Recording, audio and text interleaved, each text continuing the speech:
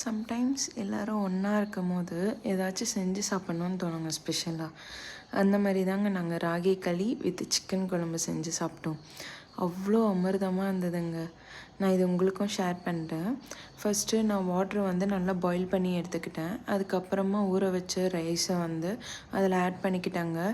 Add பண்ணிவிட்டு at least ஒரு 30 minutes நான் அப்படியே விட்டேங்க. அது நல்லா மேஷ் ஆகுற அளவுக்கு ரைஸு. அதுக்கப்புறமா வந்து நான் ராகி ஃப்ளவர் சேர்த்துக்கிட்டேன். அதில் ராகி ஃப்ளவர் வந்து மிக்ஸ் பண்ணக்கூடாது, அது அப்படியே விட்டுடணும். அது ஒரு 10 மினிட்ஸ் ஆர் 15 மினிட்ஸ் அப்படியே விட்டுட்ட பிறகு நெக்ஸ்ட்டு ஆஃப் பண்ணிவிட்டு அதை எடுத்து சூடாகிறதுக்கு முன்னாடி நல்லா மிக்சிங் கொடுக்கணுங்க. நல்லா ஒரு கரண்டியாக எடுத்துக்கோங்க,